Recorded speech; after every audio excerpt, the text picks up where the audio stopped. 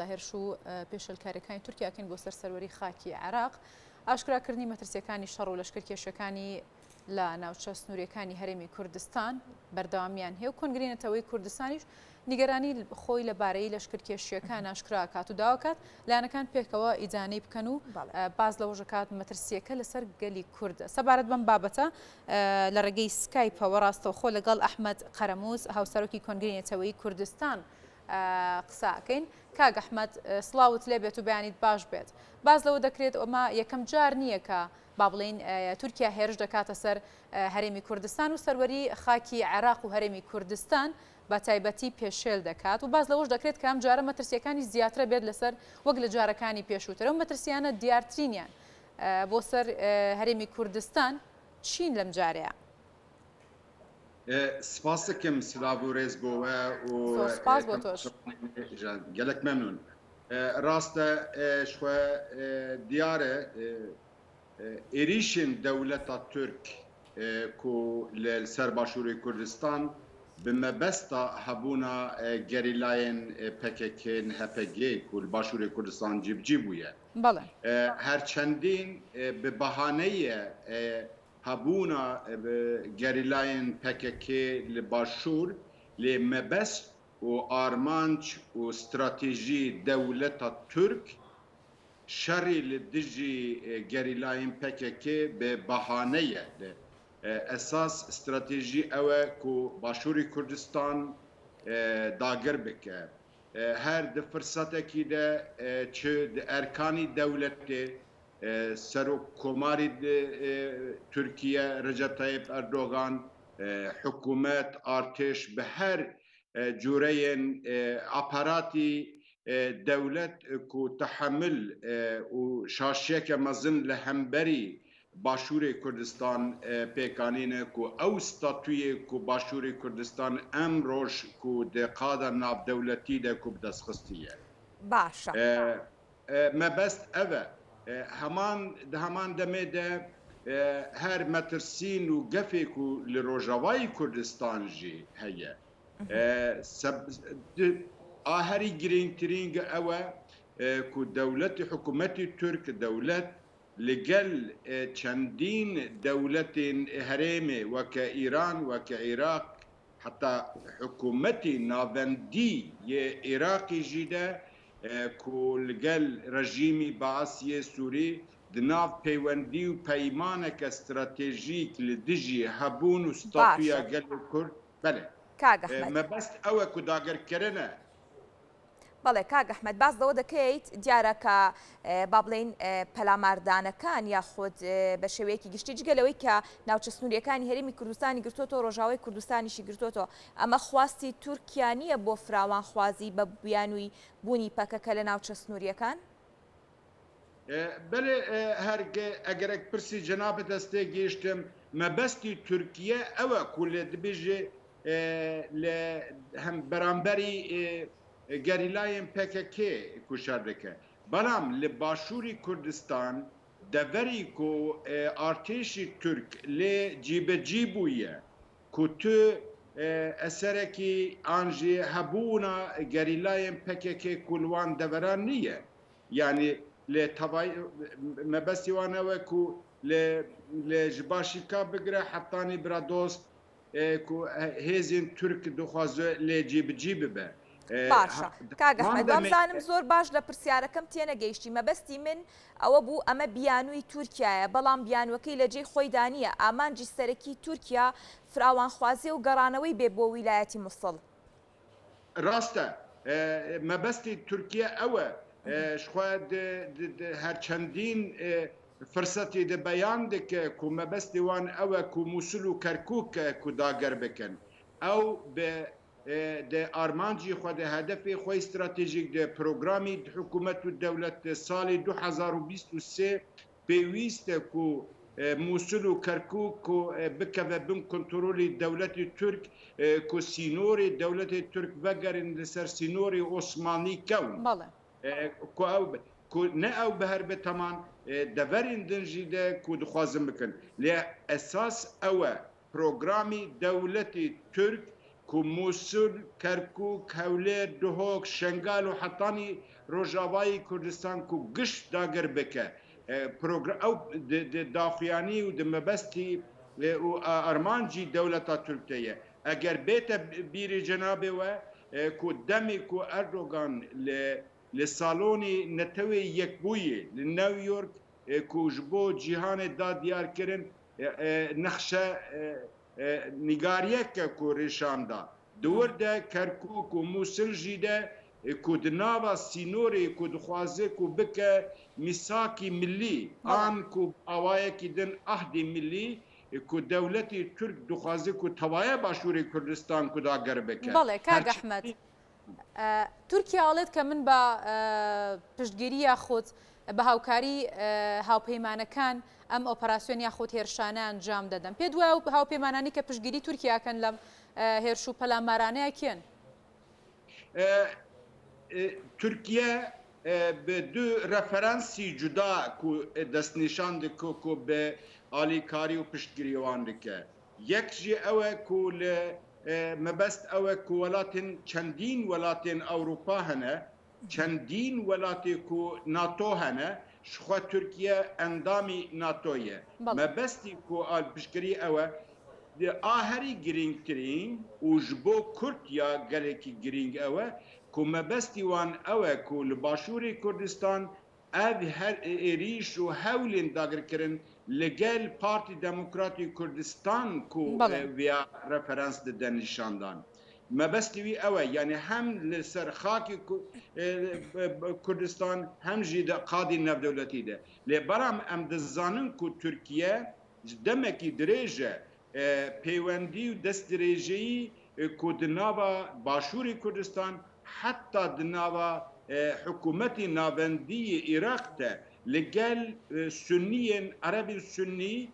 ku serlayanî Tirkiye ve ku peywendî li gel wan jî ew e. Em baş digêjin min wa bawer e ku siyasetmedarî Başûrê Kurdistan jî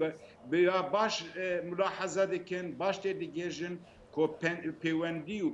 Tirkiye li gel Erebî Sünnî li Başûr li Iraq jî peywendî darin. Belam divê hevkarî de li gel Partî Demokratî Kurdistanê her çendîn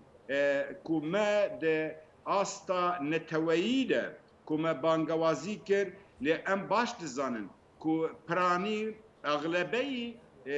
partî û rêxirawî siyasî Başûrê Kurdistan li dijî dagirkerî dewleta Tirkiye tu peywendiyên partî û rêxirawî siyasî em dizanin Yekîtîn İjtîman, Goran, Hizbê Şûî Kurdistan, Hizbê Sosyalîstî Demokratî Kurdistan çendîn partî û rêxirawî li Başûrê Kurdistan beyanî xwe helwestî xwe diyar kirin ku ew li dijî dagirkirina dewleta Tirkiye li dijî destdirêjiya dewleta Tirkiye belam wa diyar ku yek hêzekî ku li gel Tirkiye hevkar û piştgirî ye ew jî حکوومەتی ئاژی پارتی دموکراتی کوردستان لە باشووری کوردستان. کاک ئەحمەد دیارە لە ئێستادا تورکیا لەگەڵەوەی کە لە گەڵ وڵاتانی بەشێک لە وڵاتانی دراوسێ وەروەها لەگەڵ ئەمریکا ڕێککەوتنی هەیە و لە ئێستادا کێشەکانی چارەسەر کردووە لەگەڵ وڵاتانی دەرەوە و پەیوەندیەکانی بەهێزە. ئەکرێ بڵێن بەهێزی پەیوەندیەکانی تورکیا لە ئێستادا لەگەڵ وڵاتانی دەرەوە و هاوکات دەگەڵ هەندێک پارت و حیزبی لە ناوخۆی هەرێمی کوردستاندا مەترسیەکە تۆختر دەکاتەوە بۆ ئەم لەشکر کێشێکە کراوە؟ بێشک و بێگومان تشتێکی gelekî giring ye helwestê Emerîka de sewaret bi êrişên dewleta Türk li Başûrê Kurdistan Tirkiye şerî Ukrayna û Rûsya bo xwe firset û derfet dizane ku qaribe peywendî hîn bêtir piştgirî ku ji Emerîka û çendîn welatên din bigire. Em baş dizanin ku Emerîka li gor berjewendî xwe li gor siyasetî xwe ku tev digere. Beram em baş vê bigêjin her çendîn Emerîka li gel Tirkiye hevkarî sebaret bi êrişên li ser Başûrê Kurdistan an hêzî gerîla hêzên şervanên azadiyê de ku ew li gor berjewendî xwe tev digere. Belam مەبەستی تورکیا جدایە مەبەستی تورکیا کو مەترسیداری لە تەوایا باشووری کوردستانێدا تێ دیار ئەو مەترسیداری نە لەسەر دهۆک و هەولێر و چەندین دەبەرێک و لەسەر تەوایا کوردستانê لەسەر وەکە کو جنابت جی عرض کرد کو کەرکووک هەیە مووسل هەیە حتا د پروگرامی تورکیا د ئارمان و هەدەفی تورکیا د سولەیمانی جی هەیە ئەو دخوازە کو بە حقیقت تەوایا باشووری کوردستانê داگەر بکە ji ber ku em baş dizanin ku yekîtî niştîman di sebaret bi êrişên dewleta Türk de helwestekî cuda heye ew helwestî cuda Türkiye jê acize dixwaze ku hêzî yekîtî niştîmanî Kurdistan jî bi carekî tasfiye bike yani مەترسیداری gelekî mezin e بەڵێ کاک ئەحمەد باست لەوە کرد کە یەکێتی نیشتیمانی کوردستان هەڵوێستێکی جیایی هەیە سەبارەت بەم پەلامارانەیە خودلانێت چەند لایەنێکی دیکەش بەڵام لایەنێکی دیکە کە خۆی بە باوکی میلەت یاخود بە باوکی کورد دەزانێت هیچ هەڵوێستێکی جدی لەم بارەیەوە نەنواندووە لە کاتێکدام هێرشانە ڕاستەوخۆ لەگەڵ سەردانی سەرۆکی حکوومەتی هەرێم بوو بۆ تورکیا و هەروەها لە دوای سەردانەکە شێم هێرشانە ئەنجام درا بۆ سەرخاکی هەرێمی کوردستان پێ دوایە بۆچی هیچ هەڵوێستێکی جدیان نەنواندووە هەم ئەو لایەنە و هەم هەندێک لایەنی عێراقیش پرسەکە gelekê girîng e di qenaetî min de ji ber ku Kurdistan tu mal û mulkî bavî kesî niye yê gelî Kurdistanê yê her ferdekî Kurdistanî ye rast e îro desthilatdariyeke hikûmeteke serokê herêmê heye serokê encûmenî wezîra heye belam ev pêwendî û têkildariyên ku li gel Tirkiye ku li ser navê hikûmetê herêm li ser navê serokê herêm ku li gel Tirkiye heye hevkariya çendîn bi ahengiyeke ku nava Partî û Rêxrawî Kurdistanê ev pirs ne pirsa partî hikûmetekî bi tenê ye ev pirseke neteweyî ye ev pirsekî ku her kesî eleqedar dike evaya pirseke ji ber wê sebebê jî de em wekî Kongrê Neteweyî Kurdistan bi pêwîstî û bi erkeke neteweyî dizanin ku hêzî Kurdistanî çi li başûr dibe çi beşî Kurdistan din dibe çi li diyasfor dibe ku zûtirîn kat ku li hev bicivin û helwesteke neteweyî hem li hemberî helwestî hikûmetî herêm yani ne hikûmetî herêm ebaya ew helwestî Partî Demokratî Kurdistanê pêwîst e Partî Demokratî Kurdistan ku divê mijarê de ku helwestî xwe hevkariya xwe li gel Tirkiye bigore helwesteke neteweyî ku parêstinî ewlekariyê başûrê Kurdistan û bercewendiyê Kurdistan ku li gel Partî û Rêxrawî din ku biparêze باشە کاک ئەحمەد بە شێوەیەکی جیاوازتری بیان با خودت بڵێن ئۆپراسیۆنی ئەم جارەی تورکیا بۆ ناوچە سنووریەکانی هەرێمی کوردستان جیاوازی لەگەڵ ئۆپراسیۆنەکانی ترکیە ئەکرێ بڵێن ئەم ئۆپراسیۆنی ئەم جارەیان مەترسی زیاتری لەسرە بۆ داگیرکاری لە هەرێمی کوردستان ڕاستە ji ber ku daxuyanî ji hêzên başûr jî hate dayin em care operasyon û êrişên Tirkiye ji yê salî borî de ya ji demê borî de cudatir e ji ber hêzekî gelekî hîn bixurtir bi hêzekî ku ji aliyê teknolojiyê de ji hejmarî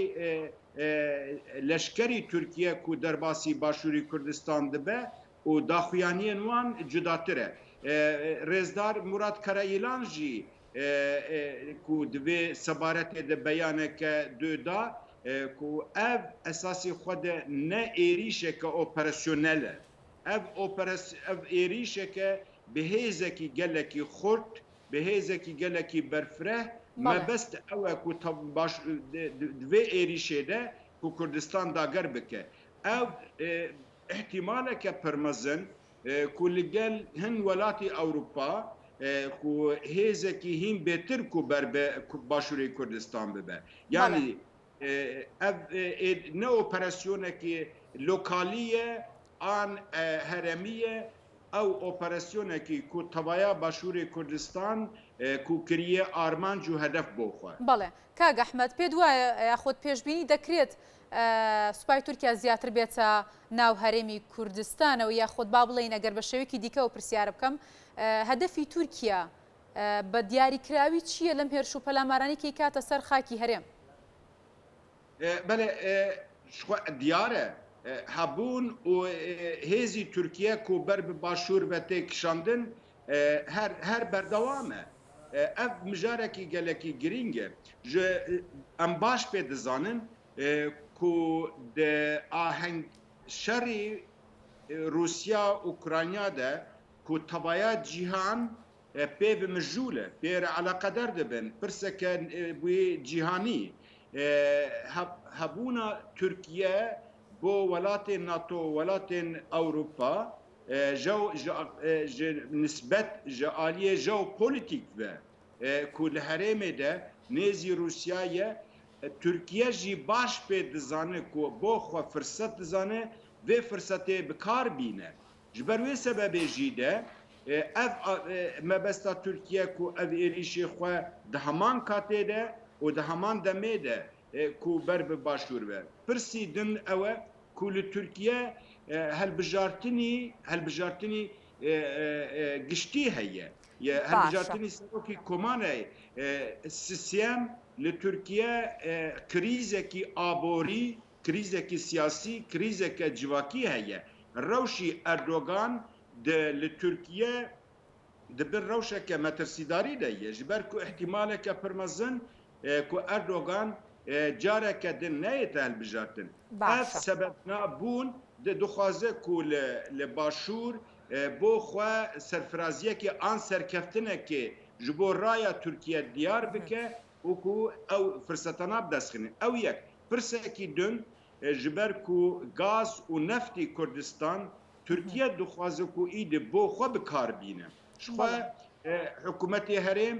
peywendiyek peymanekê 5 salî de ye. Naka dixwazin ku gazî Kurdistan pêşkêşî Tirkiye bikin. Ev serwetî, ev zengînî, ev hebûna gelê Kurdistanê nabe bi tu şêwazî ku serwetî Kurdistan pêşkêşî bo dewleteke dagerker wekî Tirkiye bête kirin. Ev nayê qebûl kirin. Ev ne malê partî û hizbekî û binemaliyekî ye. Ev serwetî xelkê Kurdistan e. باشە کاک ئەحمەد دیارە باست کرد جگە لەوەی کە تورکیا ئامانجی سەربازیە لە ئەمان کاتدا دەیەوێت با بڵێن لە ڕووی ئابووریەوە سوود لە هەرێمی کوردستان ببینێت دەتوانێم ئامانجێ بپێکێ لە ڕێگەی ئەو ئۆپۆراسیۆنیانی کە ئەنجامی دەدات لە ناوچە سنوورەکانی هەرێمی کوردستان احتیمالەکەش خۆ مەبەست یەک جێ ئەوە یعنی هەم سینۆری خۆ هەم ژی دەرفەتێک و هەبوونی نفت و گازی کوردستان کو به تەوايی کنترۆلی خۆ ji ber ew dibêje eger Kurdistan ne kontrolî min debe ew îmkanî ku ez karibim sûd ji neftî û gazî Kurdistan serwetî Kurdistan ku wergirim ne mimkin e ew mebesta wan ku bixebin kontrola xwe gaz û neftê Kerkûk Musul jî bixebin kontrolê xwe ev di bernamecê حکوومەتی ئەردۆگان de yê dewleta Türk de avaya heye. Dixwaze ku bi carekê kontrol bike. Rojavayê Kurdistan jî her ew armanc û mebestê wî ku li deverî Şingal û deverî herêmî li Rojavayê Kurdistan cê ku neft û gaz heye dixwaze wan jî bi kontrol. Yani em baş tê bikêjin armanc û stratejiya dewleta Türk ji aliyê siyasî ve ji aliyê coğrafî ve ji aliyê aborî ve ku li herêmê bibe împaratoriyeke Osmaniyan nû ev jî li ser hesab û li ser gef û tehdîdên gelê Kurd ku dixwaze vêya pêkwerî. بەڵێ کاک ئەحمەد وەکو دوا پرسیارەگەر لە جەنابتی بکەم کەواتە پێویستە لەسەر لایەنە کوردیە سیاسیەکان جا لە ڕۆژاوایە خود لە باکووریە خود باشوور بێت لە ئێستادا چییە ئەرکی سەرشانیەوان چێ بکەن بۆی ئەم هێرشانە ڕابگرن داخویانی کنگرê Neteweyî Kurdistan diyar e me xwe bangewazî kiriye ku zûtirîn kat em li gel partî û rêxirawê siyasî Kurdistanî باشور روشلات روجاوا و باکور دمکه نزده امی هفدیتنین لگل پارتی و رخراوی سیاسی بکنجبو که ام کاربن هلوستک سیاسی نتوایی که ام لهمبری ایریشن دولتا ترک و هف کاریا پارتی دموکراتی کردستان لگل ترکیه که ام ویا ام شروفه بکن ام کاربن هلوستک نتوایی لدیجی به هف کاریه که ام ورگرن. ئەحمەد قەرەموز هاوسەرۆکی کۆنگرەی نەتەوەی کوردستان زۆر سپاس بۆ ئامادەبوون لەگەڵ ئێمە سپاس بۆ ڕوونکردنەوەکانت بۆ ئێمە سپاس سەرکەفتن بۆ جەنابەت زۆر سپاس.